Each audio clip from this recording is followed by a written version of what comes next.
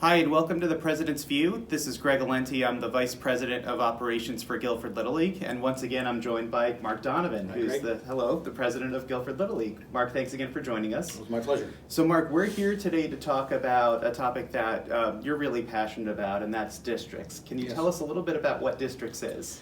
Well, every part of Connecticut has a different district. There are 12 different districts. We play in District 9 with our friends in Madison and Coggins and all of the locals around. So at the end of your regular season, when you have a AAA or major champions, that's terrific. Everybody gets a trophy, they love it. Mm-hmm. But that's just the beginning. After that, District 9, as does every district in the world, puts on a tournament. And if you win your district, what it means is everybody in the district is playing. Mm-hmm. Everybody who has a team and wants to play is playing. And they eliminate one another, and there's a district champion. Last year it was Madison, and we applauded quietly for them. But it was Madison who won the state championship last year. And they went on and had a pretty good run. They didn't get really far, but they had a pretty good run. It was a good bunch of kids and a good bunch of coaches. I was able to be a part of the district then, so I was very up close and personal. So I want to ask a little bit about that 2003 season. Obviously a very special season. Can you just share some memories from that experience with us? Oh my. Well, the team before us in 2002 did very well. They went right down to the wire. They had a little bit of trouble at the end. They actually had a couple of players, a couple of their best players who were sick and couldn't compete. So we were formed the next year. I was asked to be the district coach. And we were formed the next year thinking, how are we ever going to compete with those guys? Mm-hmm. We did better. We did better because we had a real commitment. Everybody knew that, okay, we're going to practice every night. Mm-hmm. We're going to be the best that we can be. And I drove them, and I still see them all around town. I still see all my kids, all my friends, and they still have a special place for what we did and what we accomplished. We were one inning away from being state champions ourselves. Mm-hmm. Kudos to Madison for doing it, but like I said, we were that close, and no one from Guilford had ever been that close before. Mm-hmm. Since then, we've had an 11-year-old district state champion in the 11-year-old division, but no one had ever done it at the 12-year-olds, and we still stand as the ones who have taken it the furthest. Great memories. Oh. So tell us a little bit about, our families, I'm sure, have seen the Little League World Series on ESPN occasionally, and you'll see the kids play from all over the world. Can you tell us about what that tournament is like and who's in it and how it works? Well, every one of those teams that you see in that tournament, it's born of the same 12 kids that all play together in their hometown team. These are not all-stars that are picked from the best kids in New Jersey or anything along those lines. Once you have a district team, that team rides the rails the whole way.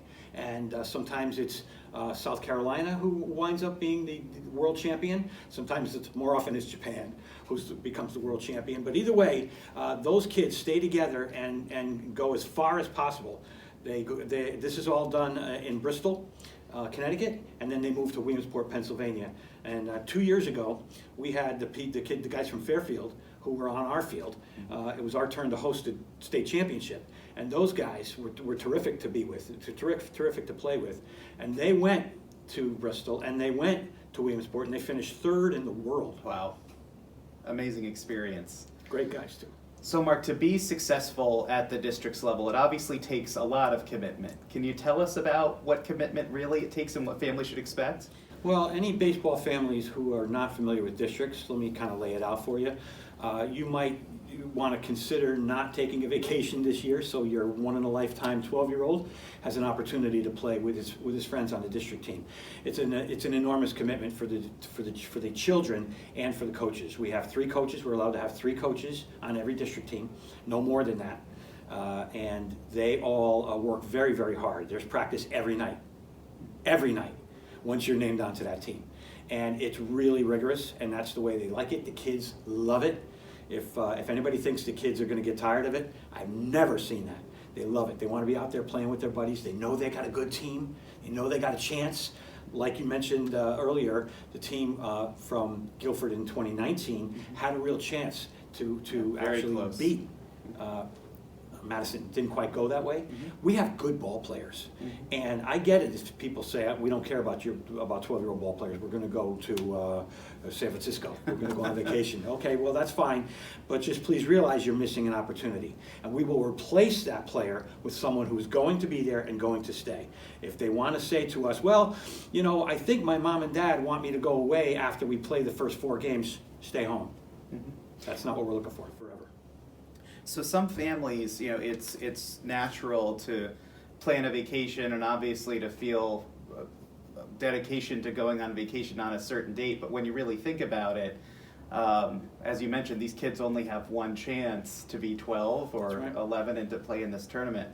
If I recall, the dates for districts are roughly mid-June to even mid-August if they make the Little League World Series. Is that right? Teams are named in June, and practice starts in later June, and then the tournament usually is right at the end of June or the beginning of July. We're usually playing over, not on, but over the 4th of July.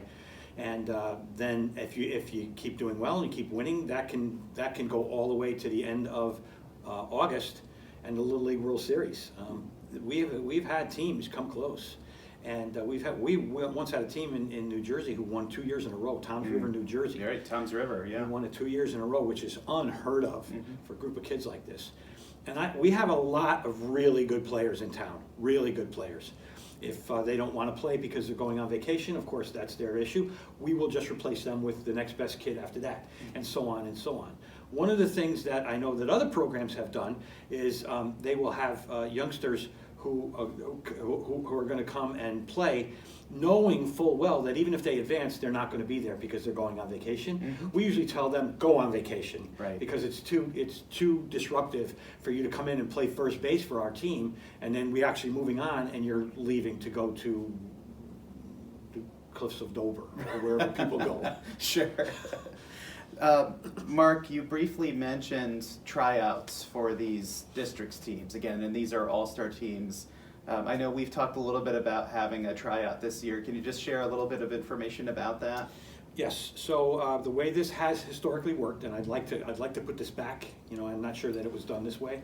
I'd like to find out a little bit more before I make any final decisions. But the way it used to be is every team in the majors. Let's just talk about majors first. Mm-hmm. This is true for several levels, but let's just talk about majors first. Every team would have its players vote for who they wanted to send to the All-Star tryout. They didn't all go. Mm-hmm. Only the ones that received enough votes from their peers. They would come to the All-Star tryouts. We would put them through not a rigorous, but a really good training so we could kind of see each one in a different position, and we would rotate the kids and move them in and out.